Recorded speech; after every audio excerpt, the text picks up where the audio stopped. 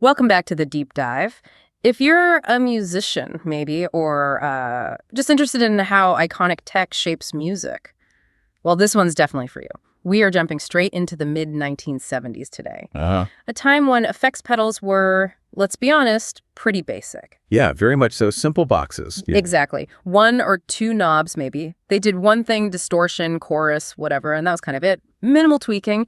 But then this piece of gear arrives, and it signals a real shift. A big one. We're going to analyze the Electro Harmonix graphic fuzz. It was, well, revolutionary. Absolutely. So our mission today, understand what it did, sure, but also how its design just broke the rules. And why that mattered to players. Crucially, yeah, how it gave musicians a level of creative control they just, well, hadn't really had before in a pedal. And that word control, that's absolutely central here. I mean, you look back at 76, 77. Right. The whole pedal scene was these simple stomp boxes, often praised for being simple. The one knob wonder idea. Exactly. And then the graphic fuzz lands, and it's just years ahead. Yeah. It basically gave you studio-level tone shaping. Full graphic EQ. A full graphic equalizer, yeah. But stuffed into this rugged pedal enclosure. That combination. That hybridization, yeah. The effect itself, the fuzz, plus that surgical tone control. That's really the core thing we want you to take away. Precisely. The essential nugget here is getting how EHX managed it. They didn't just stick a fuzz next to an EQ circuit board. They properly blended them. A really powerful fuzz circuit. 4 transistors, right? Robust. That's the sound source. Yeah.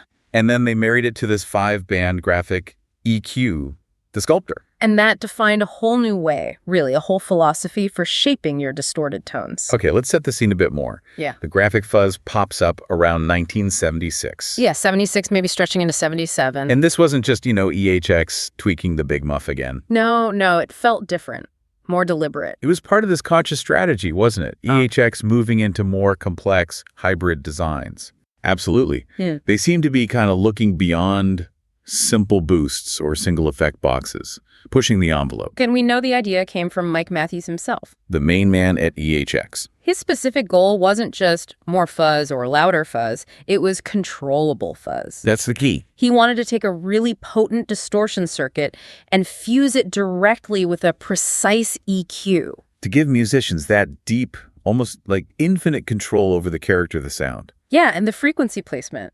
Where does that distortion sit in the mix? And what's so interesting about that is the signal it sent to the market at the time. How so? Well, like you said, most players were used to plug and play. Simplicity was king. Then the graphic fuzz arrives with this whole bank of sliders. Yeah, quite imposing visually. Totally.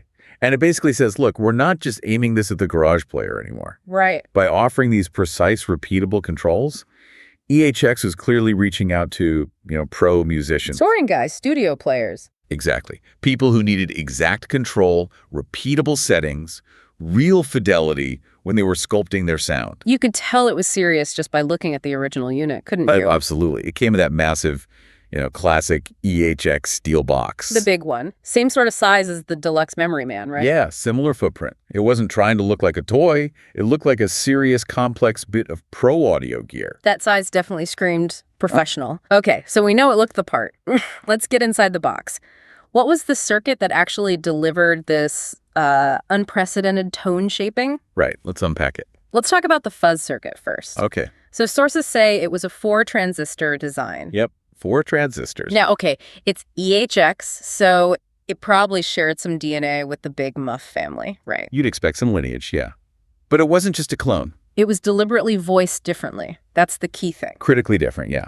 This circuit seems to have been designed with a stronger mid-range response from the get-go. Which is interesting because it moves away from that really scoop sound. That defines some of their other really popular fuzzes, yeah. Like the classic muff sound. So a different fuzz character. Then you had the EQ section. Ah, yes. The star of the show, really. And it wasn't just like a simple treble-based knob. Oh, no. Not at all.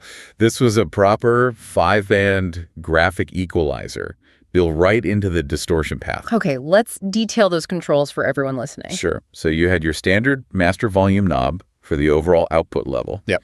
And then a fuzz overdrive knob. That was your main gain control, setting how much distortion you got. Standard enough so far. But then those 5 vertical sliders, that's where the magic really was. Covering the whole spectrum. Pretty much. You had bands for bass, low mid, mid, high mid, and treble. Okay. And here's the really crucial bit.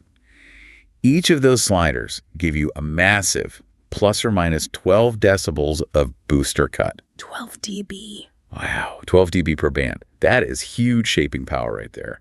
Serious carving potential. To get that level of like surgical frequency control in the mid-70s, outside of maybe a big studio rack unit. It's pretty remarkable for a stomp box, truly. And practicalities, power. Oh, pretty standard for the time. Ran off a 9-volt battery, or you could plug in an external adapter. No surprises there. Okay, so the big question then. You've got this powerful fuzz. You've got this incredibly detailed EQ. How did it actually sound? What could you do with it? Right, the so whats. Yeah, we need to talk versatility because this clearly wasn't just a one-trick distortion box. Absolutely not. Yeah. That's one of its defining features. I mean, depending on where you set that fuzz overdrive knob, you basically unlocked 2 completely different modes of operation. Okay, explain. Well, if you dialed the gain, the fuzz knob, all the way down, or very low, the pedal basically became a really powerful, clean EQ and boost. Ah, interesting. So no grit. Little to none. You could just use those sliders to totally reshape your cut clean amp tone. Add sparkle, add weight cut mud, whatever you needed, without adding distortion. That's useful in itself. Very useful. But then, as soon as you started cranking up that fuzz knob, then the fun begins. Then that 4-transistor circuit kicks in, delivering this really gritty, harmonically rich distortion. Quite textured. Okay. But the crucial thing is, you could then use those 5 EQ sliders to sculpt that distortion texture with incredible precision. So you could make it, what, scooped, mid-heavy? Exactly. You could dial in a really punishing scoop metal rhythm tone if you wanted, or you could do the complete opposite. Like push the mids. Precisely. You could push specific mid-range frequencies to create this laser-focused lead tone that would just slice through any band mix. And that's where its unique voice really comes through, right? Especially compared to, say, the Big Muff. That's a great comparison. The classic Big Muff sound is loved for that deep, heavy mid-scoop. Huge bass, sizzling treble. Yeah, the wall of sound thing. Right. The graphic fuzz actively pushed back against that trend, gave you the power to explicitly boost those mids. Making it a potentially amazing lead pedal. Fantastic for leads. Cutting, articulate, but still fuzzy. And totally flexible because you controlled which mids. That makes sense. And you mentioned bass players earlier. This must have been a game changer for them, too. Oh, absolutely. This is actually a key point. Think about traditional fuzz pedals on bass. They can sometimes suck the low end out, right? Exactly. The distortion process often strips away those fundamental low frequencies, and the bass just kind of disappears in the mix. It gets thin and buzzy. Leaving a hole where the bass should be. Right. But the graphic fuzz, by giving bassists those EQ sliders, particularly in the low mids, say around 200 to 400 hertz. Crucial frequencies for bass presence. Totally. It let them boost those frequencies back in so they could keep the weight and the punch of their instrument. Maintain their place in the rhythm section? While still getting all that cool fuzz and distortion on top. The EQ almost acted like a kind of sophisticated crossover. Ah, letting them sculpt the fuzz without losing the foundation. You got it. And that's why it became such a go-to pedal for players who needed both dirt and clarity. Experimental guitarists, definitely, but especially bassists. That distinction, needing that precise low-end control, that really highlights why this pedal was and still is so highly regarded. It wasn't just cool, it solved a real problem. A fundamental tonal problem for a whole group of musicians. So, connecting this to the bigger picture now, why is the graphic fuzz considered such an important milestone in EHX history? What's its place? Well, for one thing, it really stood out as one of their most technically sophisticated pedals at the time. More complex, maybe more hi-fi than some of the others? Exactly. We used that term hi-fi earlier, and it fits. It wasn't presented as simple. It was marketed as a serious tool for deep tone crafting. Professional ambition. Right. And that ambition, that technical complexity, arguably paved the way for all the later really complex deluxe multifunction pedals EHX became famous for. Ah, so it's kind of a forerunner to things like the Deluxe Memory Man. You could definitely see it that way. Or the microsynth, these big boxes that did multiple complex things and required detailed control. It represents one of the first big commercial attempts to really merge and affect fuzz with a full-featured equalizer in one unit. A comprehensive package. That was the innovation. And that created this incredible versatility, didn't it? A pedal that could be a fuzz or an EQ or both simultaneously. Yeah, 3 pedals in one, almost. Now, what about today? Are the originals easy to find? Not especially easy, no. For collectors, the original 70s graphic fuzz pedals are quite sought after. More so than big muffs. Generally, yes. They're rarer simply because EHX didn't produce them in the same absolutely massive quantities as the various Big Muff versions. So yeah, they command pretty high prices on the vintage market. But thankfully, EHX did bring it back, didn't they? They did. Luckily for players who want that sound and control without the vintage price tag. When was the reissue? That came out in 2000 sometime as part of their Modern EXO series. So a much smaller enclosure. Oh yeah, way more pedalboard friendly. The standard EXO size. And did they keep the core features, the slider? They did. They kept that essential 6-slider layout. You've got the 5 EQ bands plus that 6th slider which controls the fuzz overdrive gain. So visually similar control scheme. Yep.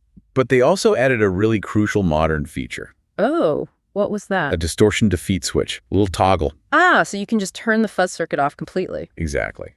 Which means you can use the modern version purely as a standalone graphic EQ and boost pedal. That's a great addition. Makes it even more versatile. It was a really smart move, yeah. Yeah. It just cemented its place as a super useful tone-shaping tool, even if you don't need the fuzz part all the time. So looking at the legacy then, The lasting impact here is really its influence, I think. That core concept, taking a powerful fuzz or distortion and embedding really integrated surgical EQ controls right alongside it. that's become almost a blueprint, hasn't it? It really has. You see loads of boutique pedal builders doing variations on that theme now. Fuzz plus EQ, distortion plus parametric EQ. But EHX got there first. They were the genuine originators of that effect plus equalizer hybrid concept in a pedal format. No doubt about it. Okay, so let's try and wrap this up. What does all this mean for you, the listener? What are the big takeaways from the graphic fuzz story? Well, I think there are three main things. Go on. First, just how forward-thinking the design was for its time. Real innovation. Okay. Second, it highlighted the essential need musicians had, maybe didn't even know they had, for really surgical control over their distorted tones, moving beyond just more gain. And third, And third, the sheer functional versatility you could pack into a single pedal. Fuzz, EQ, boost all in one box. It proved distortion didn't have to be just a blunt instrument. yeah, it showed it could be shaped, refined, honed, fitted precisely into a mix. Exactly. Sculpted. So a final thought then, building on all that. Okay, here's something to chew on. If Mike Matthews and EHX solved that problem, blending powerful fuzz with studio-level EQ control way back in the mid-70s, Yeah. what crucial combination of effects is maybe missing now? What's the next logical or maybe illogical hybrid that the market hasn't quite delivered yet? Interesting question. I mean, think about it. What unexpected blend of functions?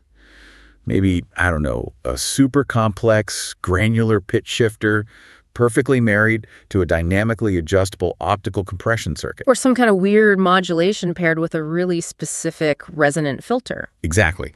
What hybrid tool would give you, the player listening now, the ultimate creative control you didn't even realize you needed? That's the challenge, isn't it? That pursuit of the next game-changing functional hybrid. That's the challenge the graphic fuzz laid down all those years ago. And maybe it's a challenge still waiting for its next big answer.